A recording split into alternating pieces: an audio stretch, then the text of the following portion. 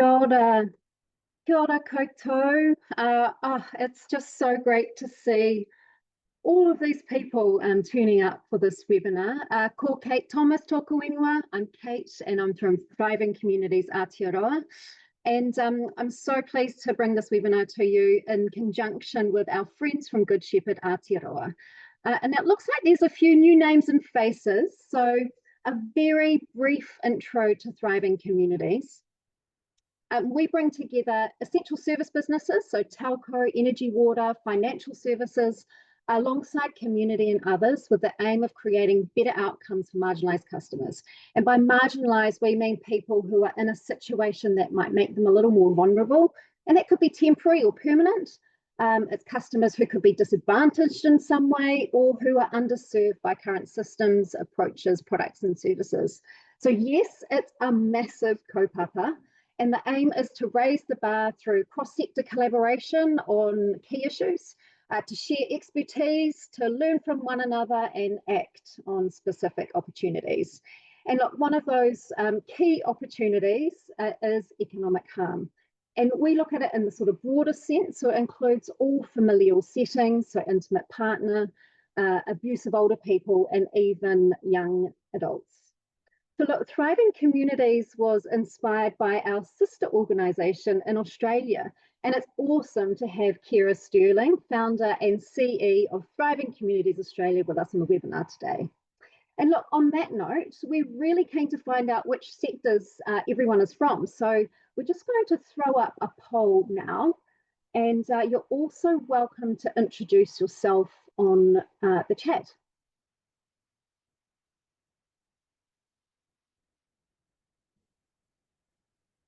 So just select which sector you're from.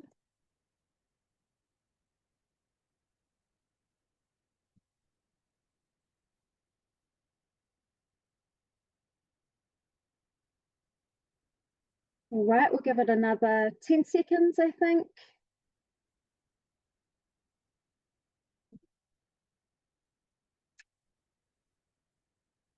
Awesome. And now if we can just share those results.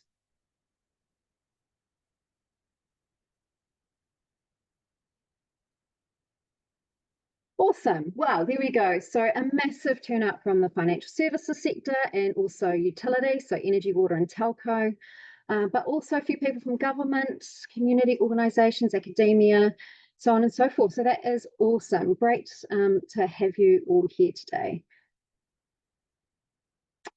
So look, as we know, and hopefully those of you who are just here to learn, essential service businesses have a vital role to play in preventing and responding to economic harm and financial abuse. So I really hope you're inspired by all the amazing insights and ideas and initiatives that you'll hear about today.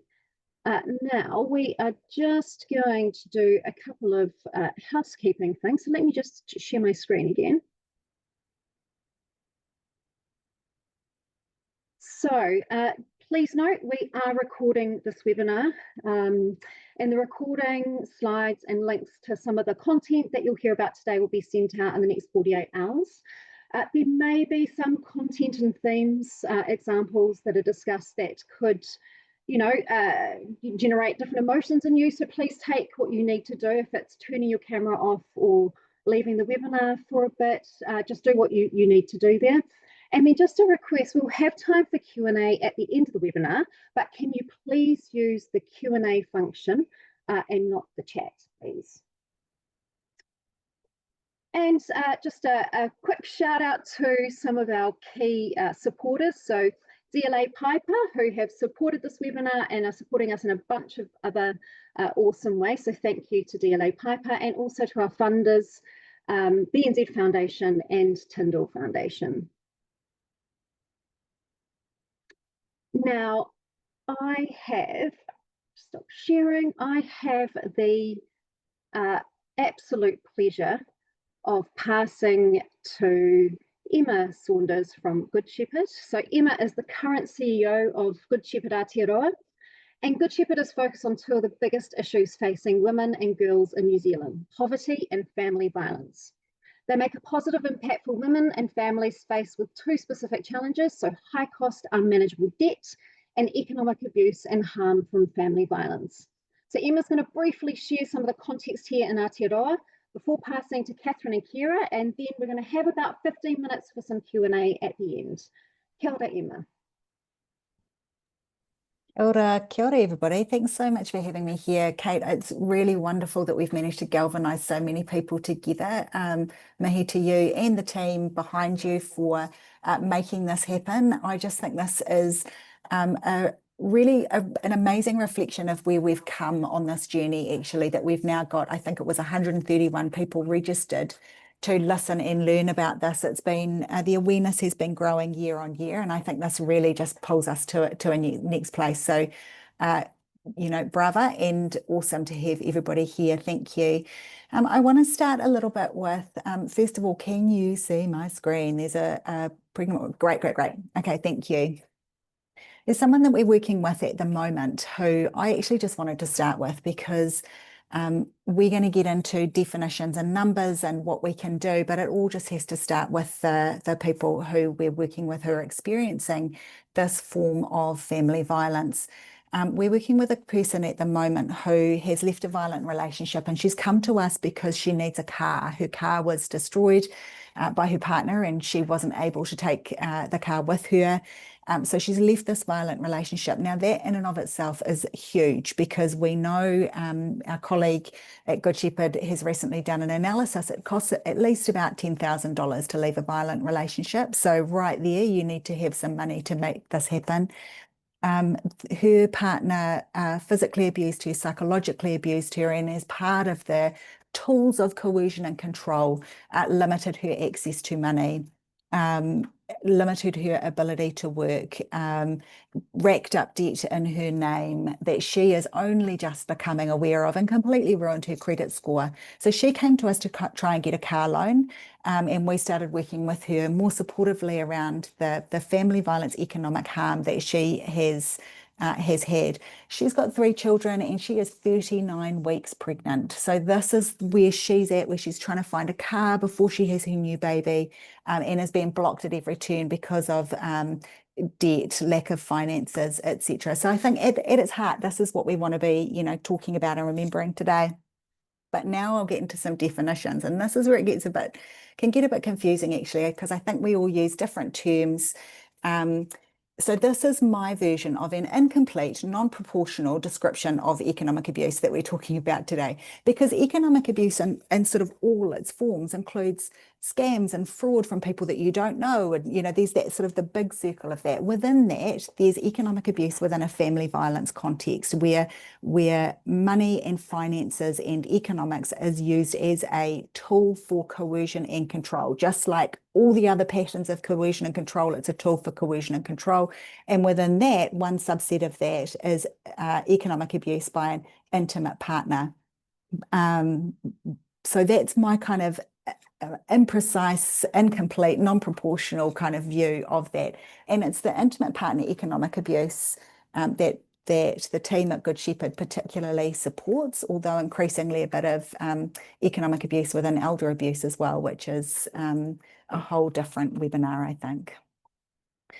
So I particularly like this definition that Dr. Aisha Scott, who researches a lot and speaks a lot in this area, said once to me in November 2024, which is economic abuse in the context that we're talking about here is restricting access to, sabotaging, I actually can't see under that, sabotaging or exploiting another person's financial resources and impeding their economic autonomy. So this is the act of doing. It's the abuse through coercion and control that occurs. Why isn't this working? But we have started to, you'll hear a lot more the term economic harm. So for me, there's a cause and effect. Abuse is the thing that is perpetrated, harm is what occurs as a result.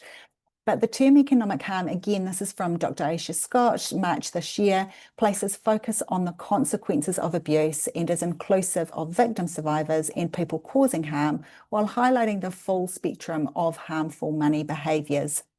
So I find it quite useful and important actually to differentiate between those two things, but I also don't want to get too wrapped up in it here. We're talking about the money piece of family violence and how devastating it can be. So there are many, many ways that we can that a user of violence can use money as a tool of coercion and control. This little graphic here is from a piece of work that a colleague of mine in Good Shepherd did earlier this year, late last year, around interviewing 14 of our clients, and we found around about 60 different ways that money was used as a tool for coercion and control within that. It's things like forcing someone to work or taking their pay, taking debt out in their name, or forcing them to take debt out through threats of violence, smashing their property, withholding child support payments, preventing somebody to work, only getting money for food if you give sex, refusing to pay shared costs, using abusive language in bank transaction reference fields, and on and on and on. There are so many ways. Like, the imagination is not limited when it comes to ways to use money as a tool of coercion and control. And importantly, it happens in the relationship and also after the relationship has ended, because oftentimes it's really only the money piece that people can use and leverage as a tool of coercion and control when somebody has left an abusive relationship. And then the harm that results are things like can't afford to leave an abusive relationship because you don't have access to money. You end up with a bad credit score or lots of debt, some of which you don't even know about is in your name. Low financial literacy because you've never been able to kind of learn those skills through access to money, and certainly low confidence around money, damaged property, damaged work reputation, etc., etc. So the abuse that's caused and the harm that results from it is massive. Just by way of an example, the team who supports our clients in this particular kind of specialist area, we've got 2.5 people. So just bear that in mind, 2.5 people. And through that time, over a year, supported over 400 people. And through that, they've sort of found and were able to deal with debt that was related to family violence to the tune of 690. So that's debt reductions that we managed through this team, because people had debt in their name that was coerced and unable to be paid back, etc. And when we did a social return on investment calculation recently, we really started to understand in a financial quantitative way just how harmful this is, not just to the person who's experiencing this kind of harm, but also to wider society. We realise that for every dollar that we spend in our service, the value to society in terms of social impact created is $11.80. So that's a phenomenal amount of harm that this is creating.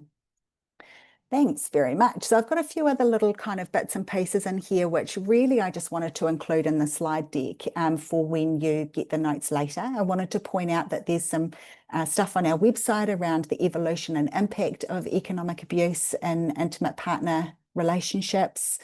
We've got some good people stories. The story, or they're terrible people stories, but they are illustrative people stories, which are super important. Because for me, that's really when you understand the nuance and the complexity of what people are experiencing and how the system is or isn't supporting them in that. And just to sort of pull it back to one example from somebody that we spoke with, one of our clients earlier in the year. I got the car out of the settlement. He got a razor blade and scratched all the windows and put dents in the door. He loosened all the radiator hoses in the car. I think he was hoping it would catch fire.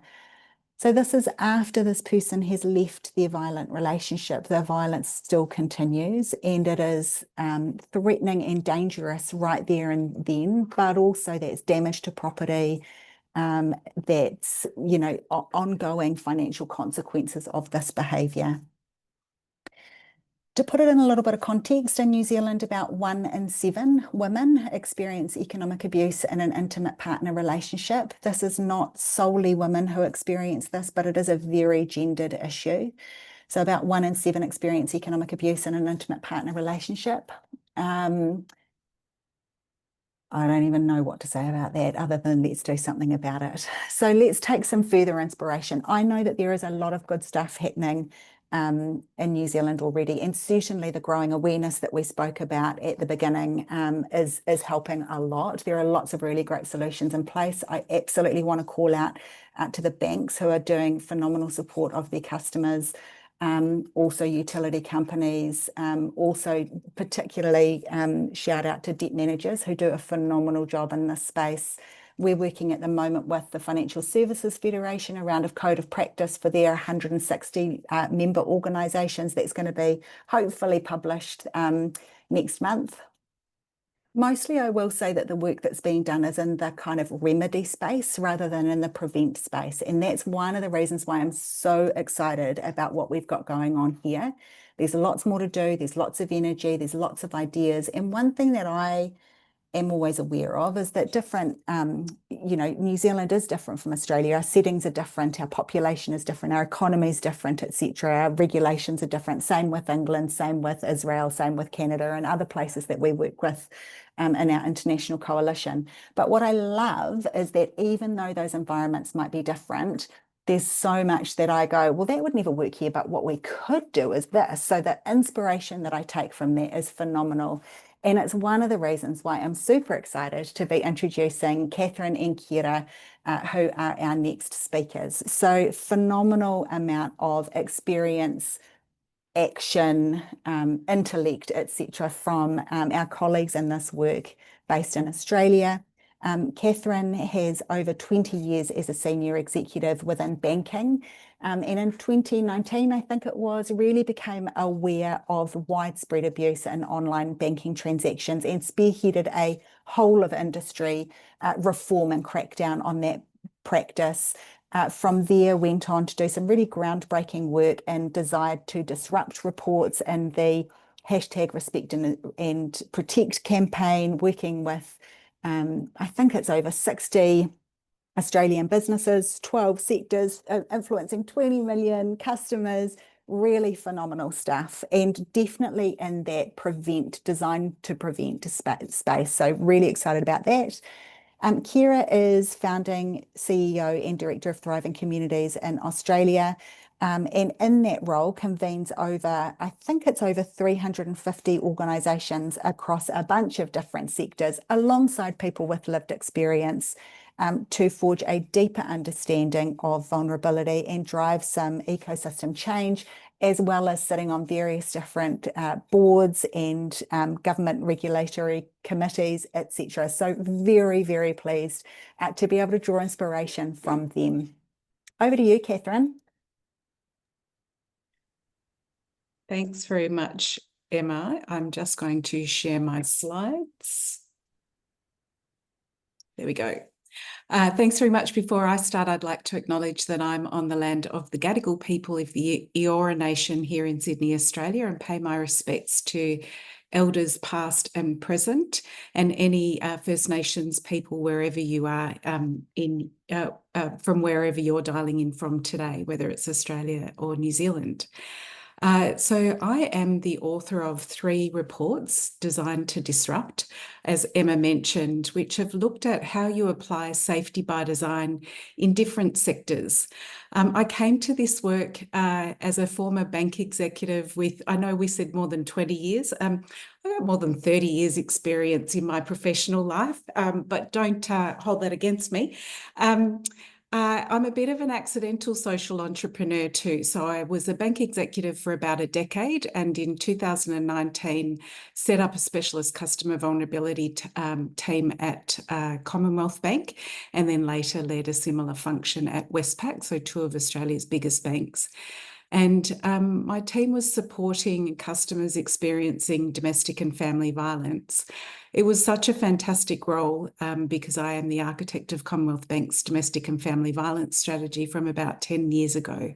And I was finally able to put into practice a lot of the things that we had heard from the community sector, from victim survivors, from customers, about what needed to change to support our customers experiencing domestic and family violence.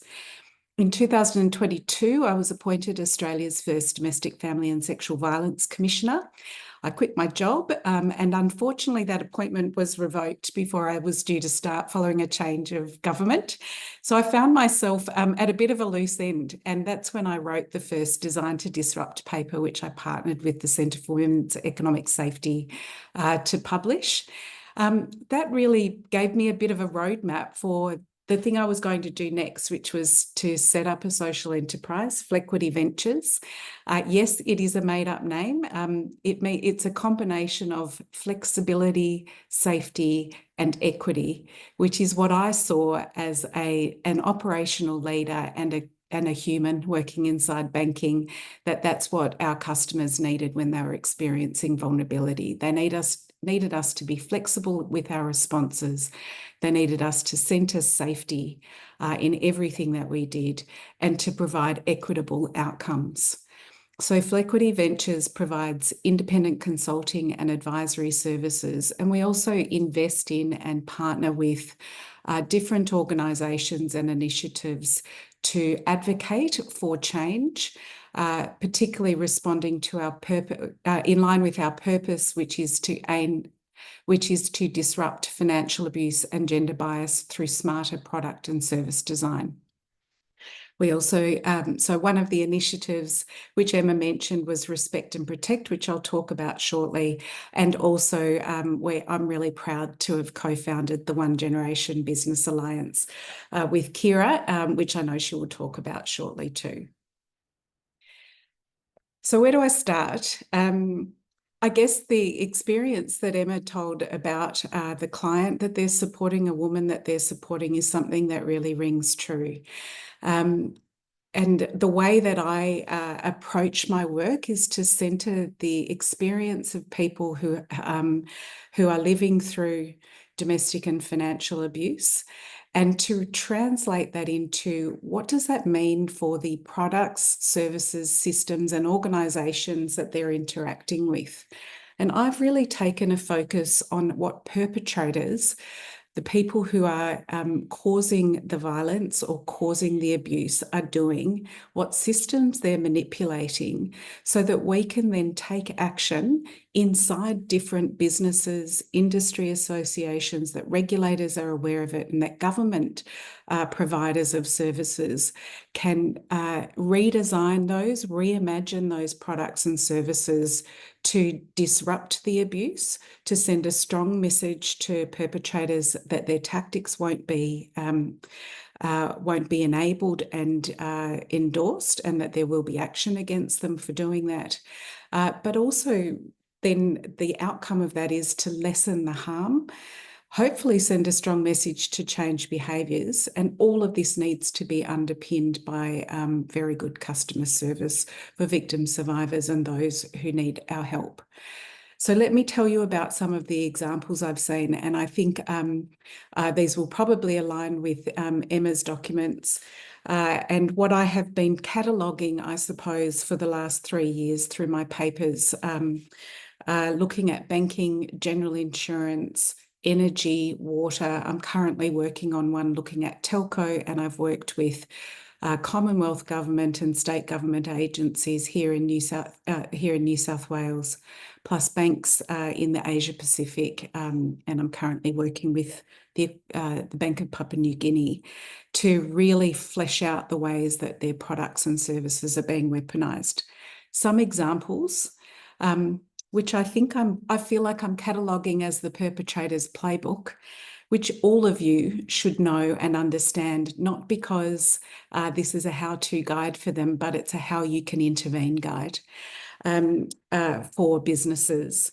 Some examples that I see across every sector are anywhere where there is a joint account. Anywhere that there is a joint account that requires credit to be used in particular, or people can access, whether it's online or via a call centre or in person, that is going to be weaponised and is being weaponised. What are the ways? It could be that accounts are changed or cancelled, that money is withdrawn from various accounts, or credit is racked up and then not paid for, or hardship arrangements are not being entered into by a joint account holder, or credit is off. It can also be racked up in someone else's name without their consent or knowledge. With online access and the increasing amount of our economy being in of our interaction in the digital economy being online, what we see is privacy breaches happening, where there is unauthorized access to accounts, changes to accounts, and then an inability for people to separate information or put in protective factors that mean that those online accounts can't be used to stalk, trap, exploit, or harass another person. Some specific examples, because we've got a lot of people from different sectors here. In banking, it's credit cards being taken out in someone else's name or without their consent. It's offset accounts or redraw accounts being cleaned out of cash. It's mortgages where payments are not being made. In insurance, it's cancelling policies or changing policies without the co-insured's knowledge or consent. It's really easy to do, to make a phone call or do that online. And quite often systems haven't been set up to notify a co-policy holder. What we also see there is malicious damage. So like that example that Emma gave, most insurance policies include an exclusion for malicious damage. It means that you can't just deliberately damage your property because you'd like a new television, for example, and then claim it on insurance. What we see is that perpetrators will intentionally damage or destroy property or assets, and then the victim survivor is penalised because they can't claim on the policy. In telco, there are a lot of family bundling of accounts now, where you can have one person and they've got all the mobile telephone numbers on the account, for example. What this means in the hand of a perpetrator is that they can monitor calls usage, they can understand what's going on, they can cut off the access to that phone. We've also seen through the research that I'm currently working on at the moment, deliberate smashing up of mobile telephone devices. One person has told us that she went through 30 phones in rapid succession and couldn't afford to pay for them. So it was a form of physical violence and financial abuse coming together.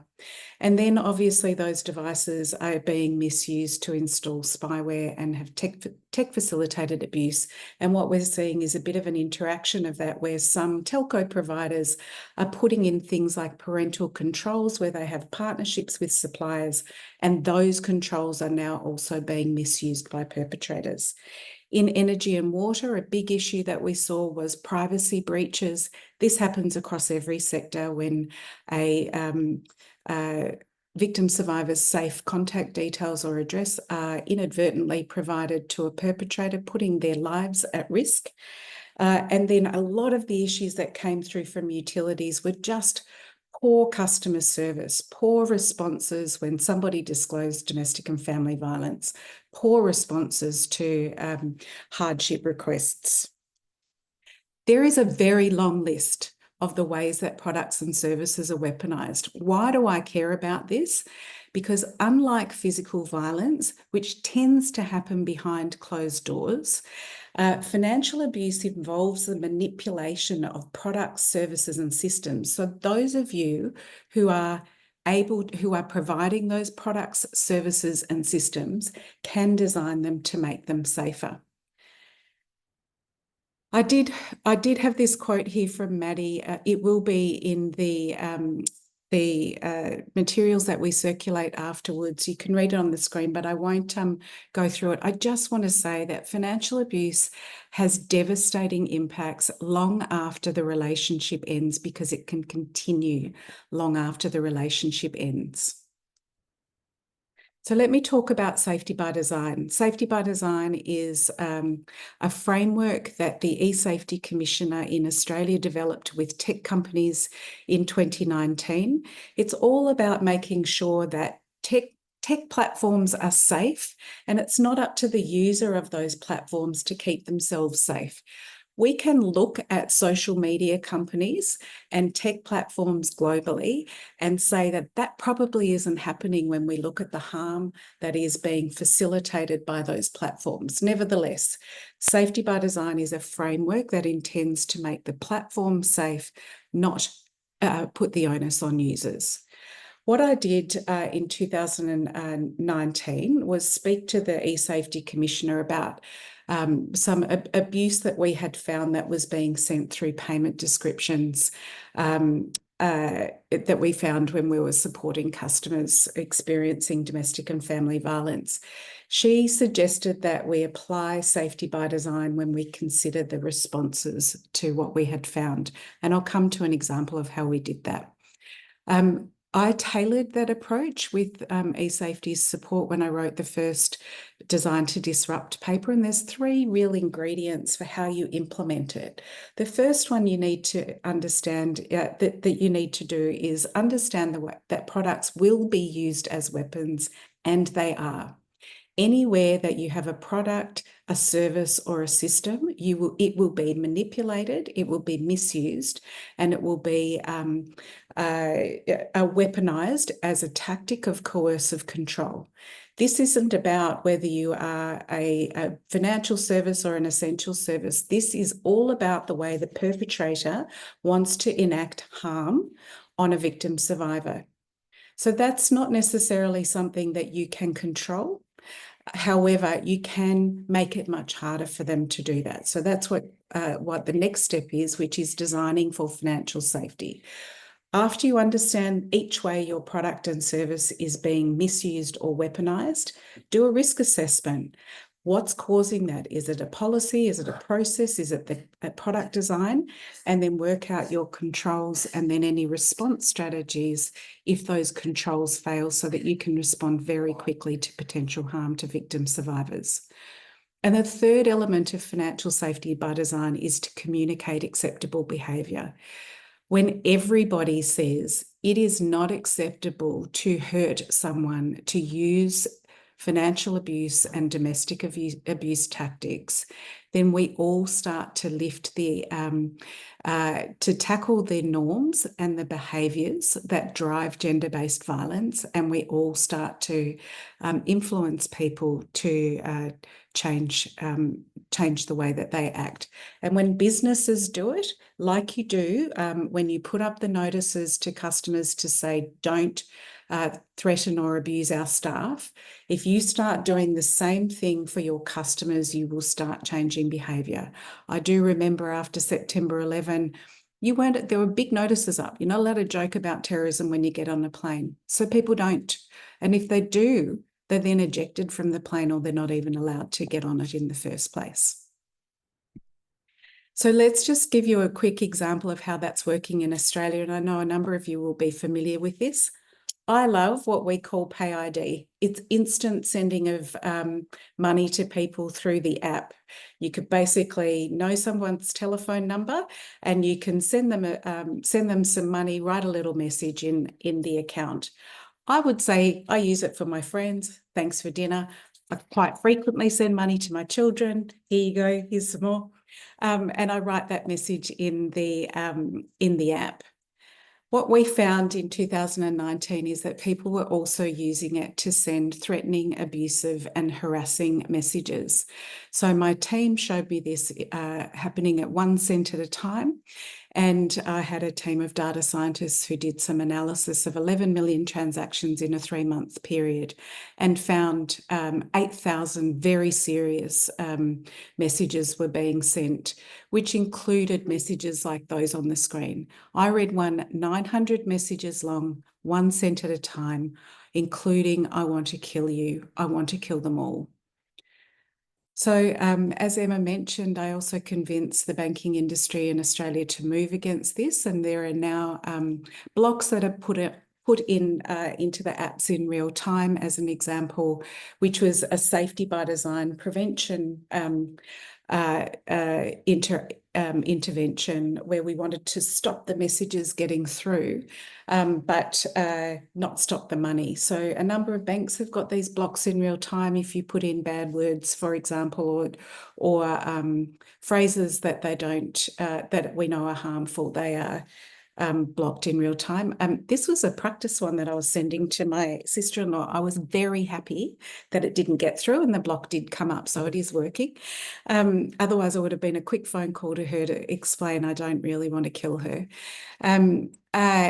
I say that jokingly, but it's been really important. A number of the banks have also included monitoring of the patterns and other high-risk words, and they will review them humans will review them, and then they will contact perpetrators by writing them a letter to say, we can see you need to stop it. And we know that more than 90% of customers who receive those letters do stop sending abusive messages through payment descriptions. They also report to the financial regulator through suspicious matters codes that are also used for anti-money laundering and financial crime.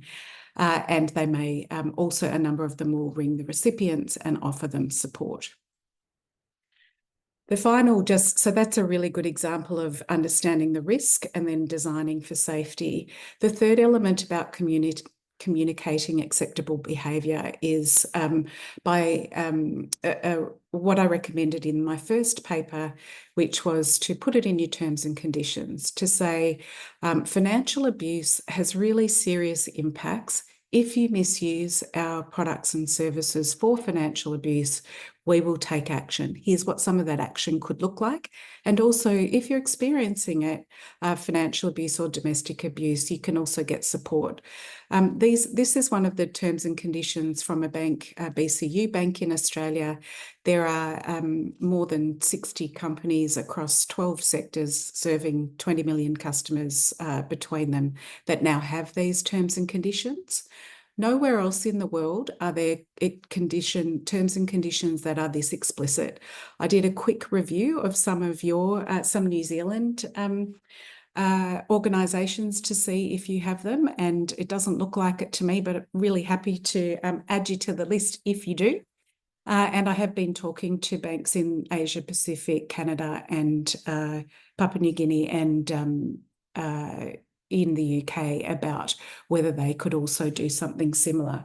I will not be stopping until every organisation where their products and services can be misused for financial abuse have these as standard terms and conditions. And I was really delighted that a parliamentary inquiry in Australia recommended that that should happen.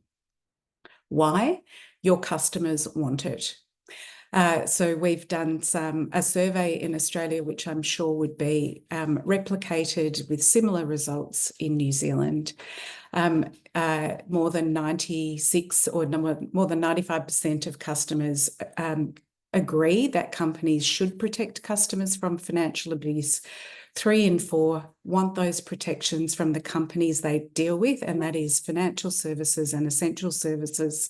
And more than 20% said they would definitely switch companies to get those protections, with another 40% saying that they may switch. And we know that switching is dependent on a number of factors, but I did think that 1 in 5 saying that they would switch is pretty extraordinary. And with that, I will hand over to Ciara. Thank you very much, Catherine, and kia ora everyone in the room today. It's a real privilege to be here, especially with our sister organisation, Thriving Communities Aotearoa, and the amazing Good Shepherd New Zealand and the fabulous, as always, Catherine Fitzpatrick. I also just want to acknowledge that I am on the lands of the Wurundjeri people over here in the east of Naarm of the Kulin Nations. And I would also like to acknowledge the Māori people as Tangata Whenua of Aotearoa, and pay my respects to all elders, past and present. As you've already heard today from Emma and Catherine, when we talk about family violence and economic abuse, what we're constantly hearing is that essential services have a very, very big role to play. And when they design their systems and services, it can either trap someone in that cycle of control, abuse and harm, or it can provide safety and independence when people need it most. So for many people experiencing family violence, as we know, the justice system, going to the police isn't often the first place they go. It most certainly isn't the community sector either. Sometimes the first place they are disclosing is essential services, financial services, utilities. And we also have heard today that debt is a key reason why people cannot leave a circumstance or are forced to return to that circumstance and situation. I mean, that tells us businesses have an absolutely critical role to play here. And a safe, trauma-informed response doesn't just build trust, it actually builds safety, stability, and can be that moment that changes someone's life. But when organisations don't have the right practices in place, as we've heard, or worse, when the systems fail, victim survivors can be traumatised and put at greater risk. Again and again, we are hearing survivors tell us that they're feeling that judgment on the phone. And the thing that's probably most concerning to me, and Catherine talked about this as well, privacy breaches. And the fact that when we're doing a lot of lived experience research, and the number of privacy breaches we're hearing from humans is so significant that they've almost become to expect it. When they're ringing up and telling us this, they're not even angry. They're just so used to it. And that is unacceptable. That kind of resignation is not resilience. It's system failure, and it should not be acceptable to any of us. And these aren't just process errors, they're literally putting people at risk of life and death. So too often, as Catherine mentioned, that re-traumatization and things like having to tell your story multiple times and provide evidence and navigate complex systems, it stops people from accessing support. So one of the most powerful things I think organisations can do is believe people when they are so generous to tell you their story. And that principle was absolutely front and centre of our One Stop One Story hub, of Thriving Communities Australia's hub. And that's really about a safe conversation that connects you to multiple supports across corporate, community and government without people having to retell their story. It was also fundamental to our One Generation initiative that Catherine mentioned, that was co-founded by Catherine and I, because Australia had set a vision to end family violence in one generation. And Catherine and I realised this can't be achieved without having essential services absolutely front and centre in that. And so we launched the One Gen Alliance in 2024. And it's a cross-sector alliance of leading modern essential service organisations in Australia that have a real ambition to ignite business solutions at scale for customers experiencing domestic and family violence and financial abuse. One Gen's kind of that roadmap for how businesses can work together, can collaborate. I'm a very exciting person. My favourite word in the dictionary is consistency. We need businesses to have safe and consistent responses. We don't need shiny, we need consistent, because that human sitting in the centre is dealing with all of your organisations as well as trauma, so significant. And in that moment of life trauma, we want them to tell us their stories, ask for evidence, put everything on the table. So One Generation was really a program that has three key priorities: better and safer supports for victim survivors, fostering that culture of respect, and identifying and sharing what works. And this is all grounded in the voices of lived experience. And we believe the business community has a really critical role to play, and so do these organisations, because it will take all of us if we want to end family violence in a generation. And this alliance gives us the opportunity to do extraordinary amounts of research that is centred in the voices of humans with lived experience.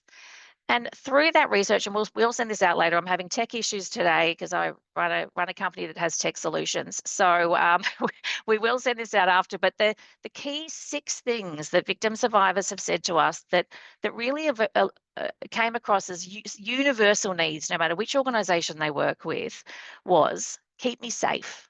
So every interaction should protect my physical, digital, and financial safety. You know, the barriers to that are things like shared logins, unsafe systems, inadvertent disclosures. A human said, you know, unsafe digital systems make it really impossible. He hacked into my emails, and from that he could track everything I did. Support my independence. Recognise and respond to economic abuse, enabling separation and supporting long-term recovery, helping people get back on their feet. So that coercive debt that isn't recognised, when people are putting, you know, Emma talked about, you know, debt, significant debt in someone's name, credit cards you didn't even know existed because they were fraudulently created. And always the burden of proof is on the human that's been violated to prove that it wasn't them. Meet me with care. So trauma-aware, consistent and culturally safe responses. Let's not be cold and rigid. Let's be humans to the humans that we're speaking to. Make services work for me. And that's about clear, fast, accessible processes that do not re-traumatize someone and takes them at their word. Uphold my rights. Apply protections fairly and consistently and close those loopholes. And change the system with me. Embedding lived experience in design and in prevention is the only way we are going to make sure we protect and serve those people who we are here to serve. It can't be tokenistic. Survivors have made it really clear, if one of these needs is unmet, safety and recovery can completely unravel.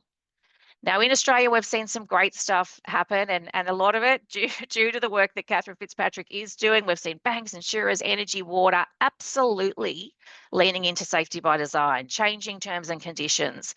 We're starting to see businesses really recognise that economic abuse is a form of coercive debt. Debt put in people's name is a crime. It is not being treated like that. It's being treated as an in-house domestic issue. Still, in 2025, unacceptable.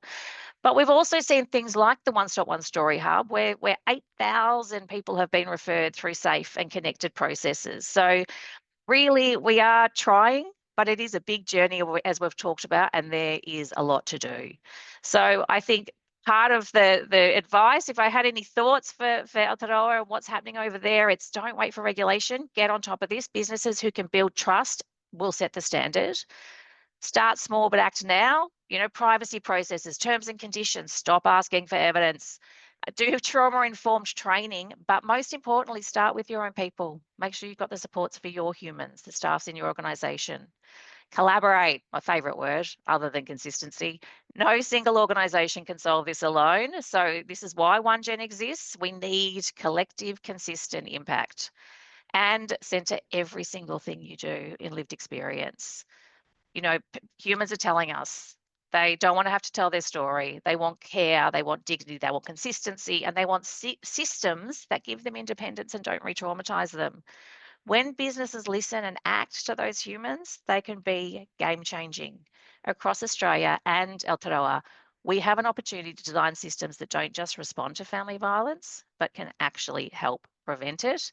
So we've got to act now, but we've got to be courageous because this stuff is scary. We need to do it together. And if we do, hopefully we can all collectively end family violence in this generation and make everyone safe as they should be. And that's my spiel. I know we've got Q&A, so I'm trying to rush through it. I'm speaking quite quick. No, Emma? that was great. I was like scribbling notes as well. That was so great, Ciara. And thank you, Catherine, as well, for sharing, what was like a very high-level flying visit of all the work that you've done over the past several years. And I personally have about 8 hours of questions. And just a reminder to people, if you do have questions, to pop them through the Q&A. But the first thing I'd like to start with, Catherine, is just understanding a little bit more about your Respect and Protect initiative. And from what I understand, yes, it was ultimately about T's and C's, but it was the campaign that went around it, the PR campaign that went around it, that actually helped to build awareness and to educate people on the issue of economic harm and financial abuse in Australia. Yeah, thanks, Kate. And I would love to see participants on this call take the similar action. So as I mentioned, in 2022, when I wrote the first paper, one of my recommendations, which I said was no regrets, was to for every bank to introduce terms and conditions that really put the focus on perpetrators, to say, don't misuse our products and services for financial abuse. If you do, we'll take action. It was based on the work around what people had been doing with the abuse in payment descriptions, but no organisation had been that explicit. Why did I say that? Because it's your contract with your customers, and we rely on that. No one reads terms and conditions, but in business you rely on those terms and conditions when there are complaints or in how you need to respond to customers. And the obligation, the mutual obligations that you have. fast forward to a year later, so in December 2023, 13 banks had moved on those, including all 4 major banks in Australia. So I literally thought, and I had kept saying to them, you need to tell people, because people don't read terms and conditions, and if we're going to change behaviour, you need to tell people. So a number of them did do some media, but we didn't get a lot of responses. So I decided to start it. Well, initially I wrote a post for LinkedIn and then went, what's my call to action? So then it became a campaign, Respect and Protect, where I worked with people with lived experience to really shape that campaign and encourage other businesses to join. By the time we launched, there were 21 organisations from a range of sectors, so not just banks. Insurance and telco were also on the list, education, also a fintech. And fast forward, there's now more than 60 organisations who have done that. So that's including also health insurance, life insurance. They're still working out exactly what that looks like. Energy, water. Water is an essential service, so you can't close people's accounts, but it doesn't stop people from setting the expectation. And now regulators are also taking a look at that as well. And as I mentioned, the financial abuse inquiry that was held here recommended those terms and conditions as standard.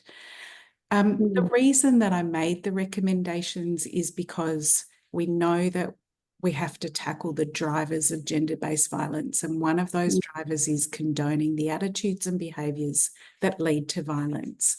And so this is a way that businesses can say at scale, we don't condone it, particularly when it involves the misuse of our products and services. Awesome. Hey, thank you for sharing that. And we've got a couple of questions, quite specific ones. So the first one is, how can we better help our customers as they navigate through their separation, where ex-partners won't consent to interest rate changes, or I think interest rate changes or changes to home loans that would make payments more manageable during this time?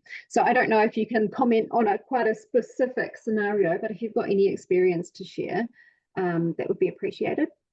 Do you want me to kick off on that one?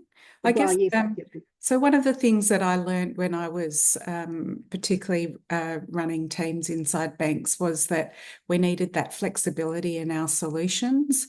When it came to financial hardship solutions, how could we have flexibility for 2 people in a contract and in a joint mortgage? Mortgages are really, really hard. It's a huge amount of debt. The underpinning framework for a mortgage is joint and several liability, which means that both of them are 100% responsible for the debt. I question whether that is something that is a patriarchal construct. Thanks for letting me use patriarchy on a webinar that goes to businesses. But we have designed our systems as if relationships are healthy and nothing goes wrong. And what we need, and so we enmesh people. So our contracts and our systems are designed that it's enmeshed when it's a joint, rather than having 2 individuals in one product or one system. That means it's really hard to unpick. So the way that I've seen these issues resolved is on a case-by-case basis, where people in the hardship teams are able to use their judgment and have flexibility and guidance about the suite of hardship tools that they've got available to them.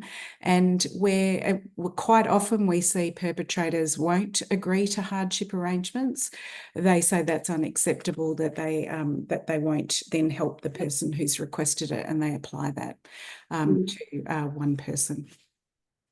We've got a lot of questions coming in, and we probably, apologize, we won't have time to answer all of these, but in the webinar, what we'll do is try and find a response for you after the webinar. There's a question here from Ben, and I think it can be all of you or any of you who answer this one, which is, what's the most novel or innovative example of something a business has done to minimise or eliminate their products and services being used harmfully?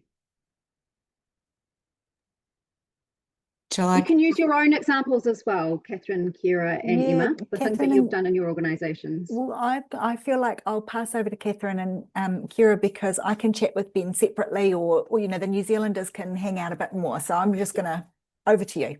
Fair enough. I'll give one example. So I talked about obviously the abuse in payment descriptions, which included those blocks, etc. A huge number of safety by design and safety features that are now involved in that.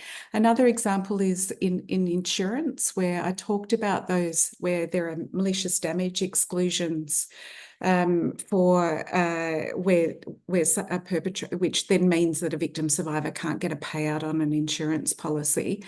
A number of insurers have introduced what's called a conduct of others clause in Australia. And what that means is they have discretion to pay a claim where otherwise it might be denied.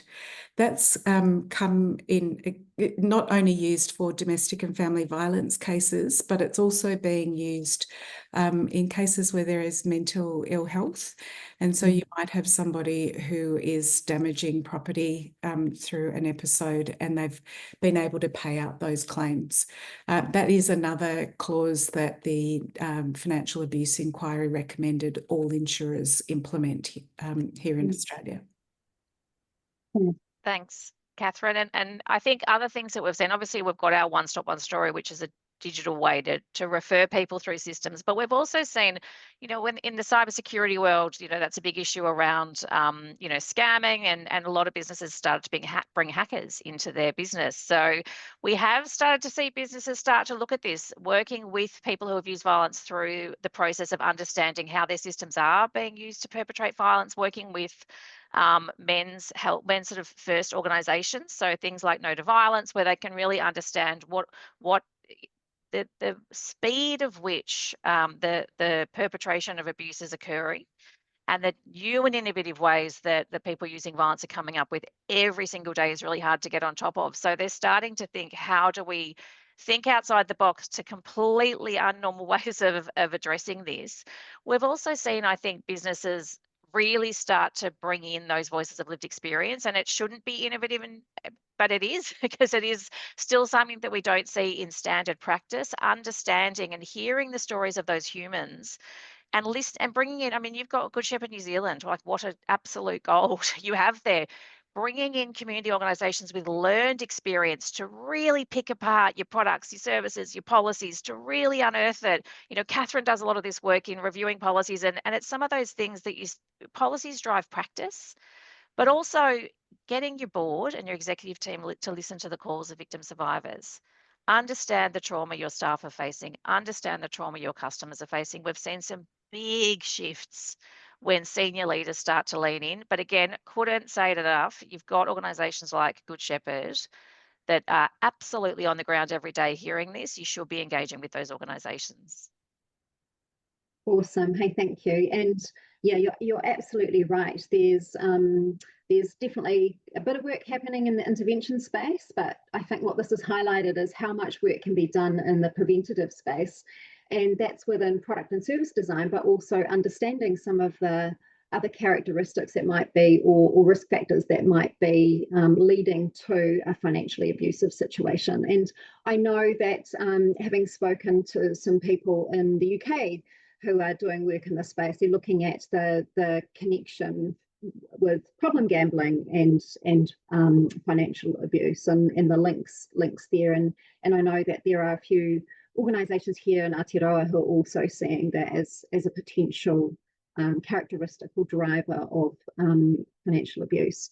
Hey, look, thank you so much. It has been an absolute pleasure to host you, Catherine and Ciara. And as Emma said, I think we can probably have a little think about how we create more spaces for everyone here in Aotearoa to get together and share ideas and pass notes and just lift everyone up, because that's what we want to do, is raise the bar across all essential service businesses, whether it's financial services or utilities. And I'm just going to share my screen very, very quickly. There are a couple of things to just share with you before we finish. So look, in terms of we're next, as I said, we would be sending in the next 48 hours an email with recordings and slides and links and so forth, so you can do lots of the downloading and diving into some of the things that you've heard about. Another thing we wanted to mention is the Global Summit on Economic Abuse. So this is across the 17th and 18th of November later this year.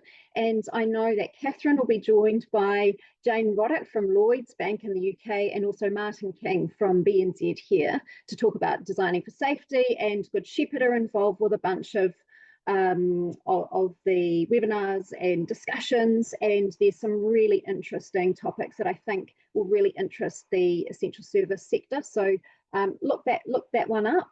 And then we're also kicking off, we've just kicked off our business coalition. And it's to support better outcomes for customers more broadly, but we are specifically looking at things that impact those who may be experiencing economic harm, financial abuse. So things like privacy settings, which we touched on quite a few times today, things like building trusted referral networks between both the business sector, business to business, and also business to community. So here are some of the organisations that are part of that coalition. We're getting together on Thursday to sort of start to look at how we can just get things a bit more momentum going and exactly how we're going to structure. If you want to find out more about that, please let me know.